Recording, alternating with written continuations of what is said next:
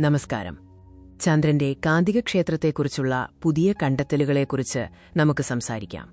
Oxford യൂണിവേഴ്സിറ്റിയിലെ ഗവേഷകർ ചന്ദ്രന്റെ കാന്തികക്ഷേത്രത്തിന്റെ ശക്തിയെക്കുറിച്ചുള്ള തർക്കം പരിഹരിച്ചു.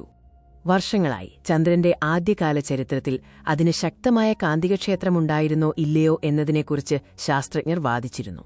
അപ്പോളോ ദൗത്യങ്ങളിൽ നിന്നുള്ള സാമ്പിളുകളാണ് പഠനത്തിനായി ഉപയോഗിച്ചത്. പുതിയ വിശകലനമനുസരിച്ച് വാദങ്ങൾ രണ്ടും ശരിയാണ്. ചന്ദ്രന് ചില സമയങ്ങളിൽ ഭൂമിയേക്കാൾ ശക്തമായ കാന്തികക്ഷേത്രമുണ്ടായിരുന്നു. എന്നാൽ ഈ ശക്തമായ കാന്തികത വളരെ കുറഞ്ഞ കാലയളവിലേക്കും അപൂർവമായി മാത്രമുണ്ടായിരുന്നതുമാണ്. അപ്പോളോ ദൗത്യങ്ങൾ ഒരേ സ്ഥലത്താണ് ഇറങ്ങിയത്. അവിടെയാണ് ശക്തമായ കാന്തികത രേഖപ്പെടുത്തിയ പാറകളുടെ സാന്ദ്രത കൂടുതലുണ്ടായിരുന്നത്. ഇതാണ് ശാസ്ത്രജ്ഞരെ ആശയക്കുഴപ്പത്തിലാക്കിയത്.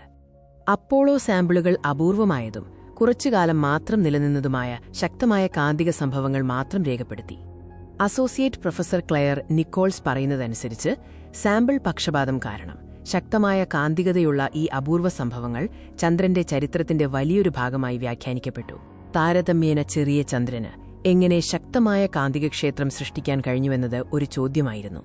ചന്ദ്രന്റെ കാമ്പിന്റെ ചെറിയ വലിപ്പം, അതിന്റെ ആരം 1/7 മാത്രം ശക്തമായ കാന്തികക്ഷേത്രമുണ്ടാക്കുന്നതിൽ നിന്ന് തടയുന്നുവെന്ന് പല ശാസ്ത്രജ്ഞരും വാദിച്ചിരുന്നു.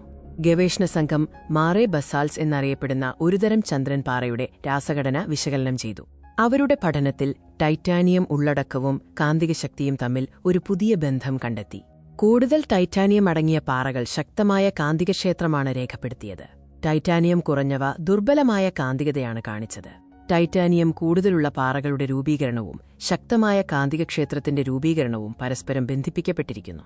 ചന്ദ്രന്റെ കാമ്പിന്റെയും മാന്റിലിന്റെയും അതിർത്തിയിൽ ടൈറ്റാനിയം സമ്പുഷ്ടമായ വസ്തുക്കൾ ഉരുകിയതാണ് താൽക്കാലികമായി ശക്തമായ കാന്തികക്ഷേത്രം സൃഷ്ടിക്കപ്പെടാൻ കാരണം.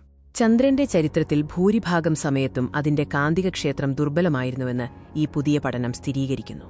ടൈറ്റാനിയം പാറകൾ ഉരുകിയ സമയങ്ങളിൽ 5000 വർഷത്തിൽ താഴെ കാലയളവിലേക്കാണ് വളരെ ശക്തമായ കാന്തികക്ഷേത്രം നിലനിന്നിരുന്നത്. മാറേ പ്രദേശങ്ങൾ താരതമ്യേന പരന്ന സ്ഥലങ്ങളായതുകൊണ്ട് അപ്പോളോ ദൗത്യങ്ങൾ അവിടെ കൂടുതൽ ശ്രദ്ധിച്ചു. ഇത് ടൈറ്റാനിയം കൂടുതലുള്ള പാറകൾ ശേഖരിക്കുന്നതിൽ പക്ഷപാതമുണ്ടാക്കി.